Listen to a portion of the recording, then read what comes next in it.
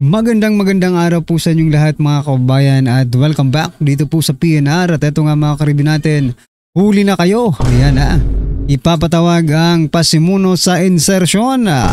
Ayan mga kababayan, patungkol po riyan ang ating aalamin at bibigyan ng reaksyon ngayong araw na ito. Pero bago po natin simulan yan, sa mga hindi pa po nakapag-subscribe sa ating channel, pasubscribe naman po mga kababayan. At ayan ito, simulan na po natin to.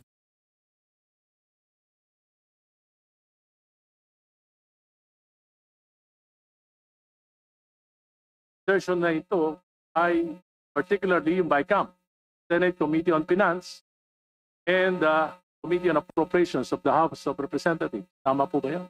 Well, as far as we know, Your Honor, that's the product of BICAM. Should invite Chairman of the Committee on Appropriations in the 19th Congress, Congressman Saldico and former Senator Basco, para malaman po natin kung paano, ano yung talagang storya, bakit nadagdagan na may 100 bilyon at saan nila kinuha ang programa na yon. 2025 budget is the most corrupt budget ever passed in the history of Congress. Hanggang ngayon, wala akong narinig na denial man lang sa previous chairman. Secretary Manuel Noan. Sa budget process po, Secretary Noan, simula po ito sa mga engineering. At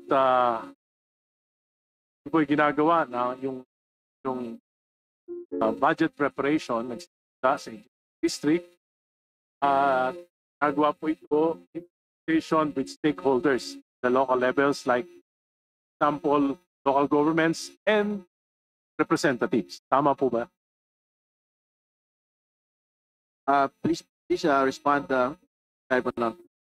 Here, before I respond, may I just take all? Yes, please.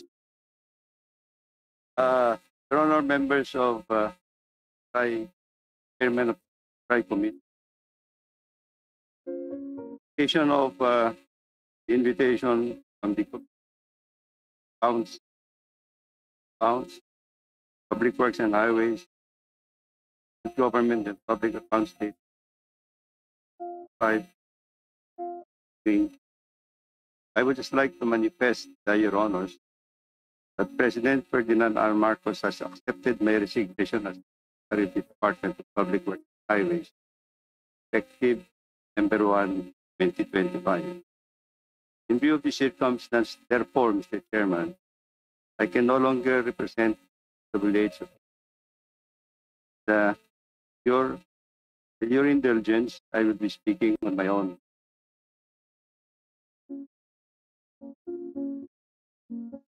Thank you for your manifestation, Secretary Bonoan.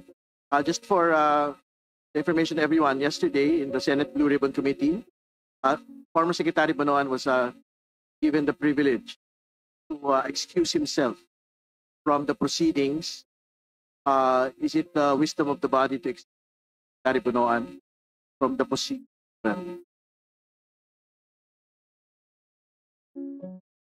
Chair, you can treat Secretary Bonoan as a resource person. All about this. All right, sige po. So nagsisimula po ito sa hearing district. Tapos po ito pinapadala sa mga regional offices for consolidation. Correct, Your Honor. Pagkatapos po ay paradala to sa central office. Particularly sa planning office, Department of Public Works. Consolidate po ito including all the regional offices. Yan mga kababayan, resign na po si Secretary Bonoan ha. Pero hindi po ibig sabihin mga kababayan na lusot na siya dito sa mga ano na ito. Diba? Kailangan managot pa rin siya kasi siya po ang secretary ng mga panahong may mga ghost project, may mga kickbacks na mga nangyayari, di ba? Hindi pwede yung dahil wala ka na sa Department of DPWH, di ba? Hindi ka na uusigin ng batas. Maging patas naman po tayo. Baka nga Pero ito dinideny po niya na hindi po siya nakinabang sa anumang mga transaction diyan sa DPWH. Dinideny po ni Secretary Bunuan. Pero syempre sino ba naman ang aamin, di ba? Sino bang magnanakaw ang umamin? Hindi po aamin ang mga yan, mga kababayan. Well, anyway, ito i-share ko lang po ito, mga kababayan, itong balitang ito. Galing po sa palasyo kay kay Yusek Claire Castro, mga kababayan. Sabi po dito ni Castro, Malacanang, si PBBM ay bukod tangi na presidente. O bakit daw? Kasi daw, mga karibin natin, wala pa pong pangulo in history na nakagawa ng ganitong malawakang pag-iimbestiga sa mga maanomalyang flood control project.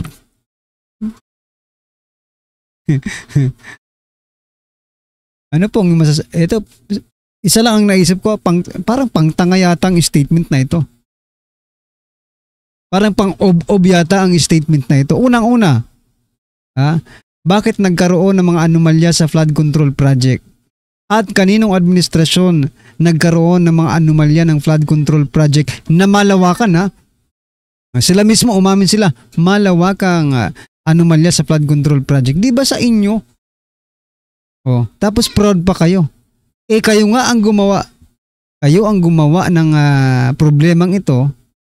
Tapos ngayon sinusolve ninyo yung problem. Bukod tangi na kayo sa lahat ng presidente. Dapat talagang bukod tangi kayo. Kasi sa inyo lang po nagkaroon ng malawakang flood control project anomalies. Yun sana dapat ang balita, no?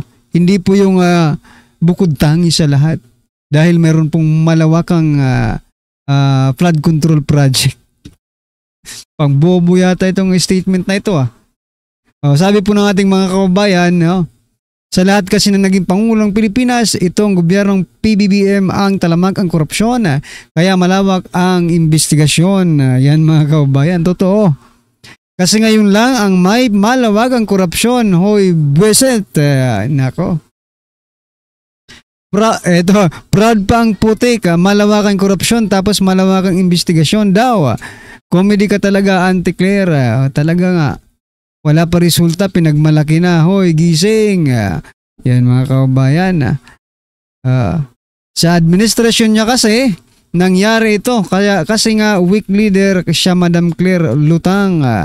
Wala pang naging presidente na naging anak ng tanyag na kawatan sa buong mundo. Claire. Ayan, mga comment dito. Kulang na lang dilaan ni Castro Tumbong ni Bangag sa pagpuri. Parang may balak maging presidente. Yan mga kababayan. Ano pong inyong masasabi dyan? Dito po sa statement, ulitin ko po Sabi po ng Malacanang, si PBBM ay bukod tangi na presidente. Kasi wala pa pong pangulo in history na nakakagawa ng ganitong malawakang pag-iimbestiga sa mga maanomalyang flood control projects. Ayan mga kababayan. Grabe. Offices expenditures program. Tama po. Pagkatapos po ito ipadadala sa at ang DBM po ang magto-consolidate nito. Ito po ay ipapasa sa Office of the President at aprobahan ng Kabinete. Tama po. Dito po nabubuo yung National Executive. Tama po yun. Pagkatapos po ito po ay ipadadala sa Kongreso, House of Representatives. Tama po. Tama po yun. At ito po ay magiging General Appropriations Bill. Tama po yun. At magkakaroon po ng mga hearings at magkakaroon po ng amendments. Errata. Tama po. Tama po. Based on consultation with representatives, consultation with the Committee on Appropriations. Tama po yun. Tama po yun. At pagkatapos po, ito ay aprubahan. Second reading. At dito na po magtatapos ang papel. Department of Public Works at ng DBM. Tama po? Tama po, Your Honor, sa House of Representatives. Pagkatapos po, pag na-aproba ng second reading, meron pong small committee appropriations para po pag-aralan yung mga individual amendments ng mga representative. Tama po ba sa inyong pagkakaalam? Tama po, Your Honor. Pagka ito po ay naaprubahan on second and third reading, po ay padadala sa Senado. Tama po. Magkakaroon po tayo ng BICAM. At yung BICAM po,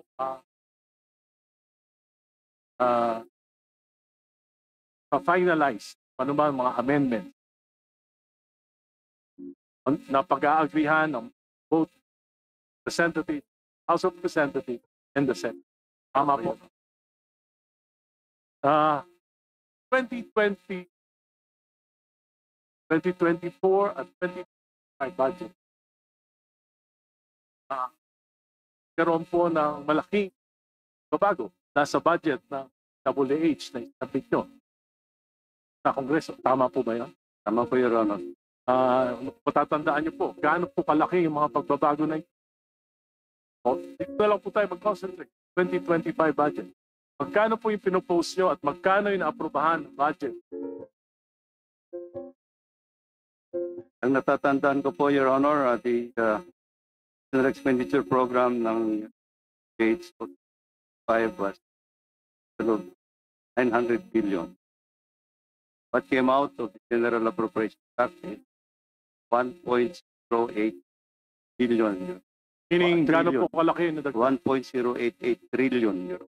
Gaano po kalaki ang nadagdag? Nadagdag is 180 billion euro. Tingnan nyo na yan mga kabayan na ang liit po ng proposal nila, no? Dinagdagan pa ng BICAM ng 103 billion, no? Yung narinig natin dito kay Secretary Bunuan. Ibig sabihin, yun po yung naging insertion mga kababayan. Ha?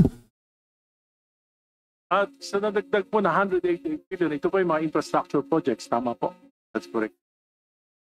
Sa pagkakaalam nyo, saan kumuha ng mga program of works at paano nakapagdagdag ang House of Representatives at ang Senate? So sa mga galing po ba ito sa DPWH, yung mga programa na ito? Yan ay hindi maliwanag po, Your Honor.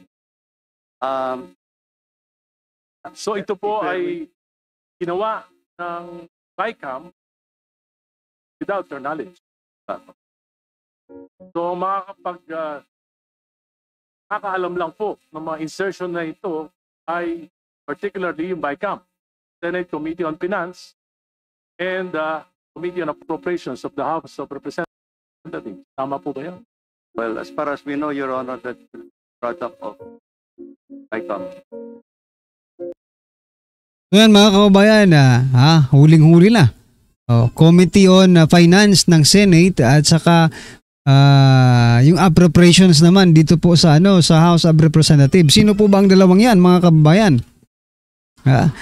Ang chairman po ng Committee on Finance sa Senate, mga karibin natin noong mga panahong yan ay si Grace po, mga karibin natin. At ang Committee on Appropriations naman po, mga kababayan, ay si Saldico. Dapat po talagang ipatawag ang dalawang ito. Huling-huli na eh. Sila po ang nakakaalam kung paano nangyari na nagkaroon po ng 100 plus billion na dagdag insertion dyan po sa DPWH. Diba? Pero dapat alam din po ito ng Pangulo kasi siya po ang last na pumipirma sa GAA, mga kababayan. Diba? Kaya hindi natin masasabi that the President is acquitted dito sa mga nangyayaring ito. Na wala siyang alam, na lagi niyang sinasabi, wala akong alam, di ba? Lagi sinasabi ni President Bongbong Marcos Jr., wala akong alam, di ba? Pero, bakit siya po ang last pumipirma pero wala siyang alam? Delikado po ang mga ganitong bagay, mga kababayan, kasi bilang isang leader ng ating bansa, kailangan, bago ka pumirma, ay alam mo po ang inyong pinipirmahan, di ba? Tayo nga, kung mag-ano lang tayo sa mga di ba? Kung magpapanotaryo ka, dapat alam mo kung ano yung pipirmahan mo. Or something, mga legal documents, alam mo kung anong pinipirmahan mo. Diba? Kasi pwede kang may kasabihan nga tayo dyan di ba? Pwede kang makulong sa yung pirma. Eto na yun mga kababayan, baka sakaling makulong na nga ang mga ito, mga karibin natin. Well, anyway mga kababayan, ito good news. Ayan o. Good news mga kababayan sapagkat, ayan o. Ito po ang balita mga kababayan. Breaking news. Kansilado lahat. Nako. Ang Siyam Diskaya Companies nirevoke ng PCAB. Yan mga kababayan. Binawi ng Philippine Contractors Accreditation Board o PCAB ang lisensya ng siyam na kumpanya ni Sara Diskaya matapos aminin sa Senado na siya ang may kontrol sa mga ito at sabay-sabay na sumasali sa iisang bidding ng flood control project. Ito good news po ito kasi nirevoke na. Pero in the other side of the world mga kababayan, parang lugi yata ang taong bayan dito. Biruin mo, napakatagal muna nilang nagpakasarap, di ba? Tapi hindi ba alam ng Philippine Contractors Accreditation Board or PCAB na iisa lang ang may-ari nito? Ibig sabihin mga kababayan, walang investigasyon na nangyari sa kanila. Hindi ba sila nagtataka? Isa lang ang pangalan ng mga kumpanyang ito. Hindi ba dapat sisihin rin? Sisihin rin ng taong bayan itong Philippine Contractors Accreditation Board? Dahil binigyan po nila ng accreditation, no? Itong mga mga company, no? Ni Sara Diskaya, gayong alam nila na isa lang may-ari. Hindi ka nagkaroon ng under the table dito. Di ba? Hindi kayo nagkaroon ng padulas dito sa mga bidding, di ba? Uso yan mga padulas, di ba? Para syempre alam naman natin ang gobyerno, that is the norms of the government, di ba, na padulas, lalo na siguro dito sa DPWH, kasi pera po palagi ang pinag-uusapan. Siguro ko nga, pera muna, totoo lang, pera muna ang pinag-uusapan bago ang proyekto, di ba? Syempre, magkano bang akin dyan? Yun, mga kababayan. Well, anyway, ano po ang inyong opinion dito sa video nito? I-comment nyo na lang po sa baba para at least alam po natin mga kababayan ang inyong opinion. Maraming salamat po. Please don't forget to like the video. Maraming salamat po.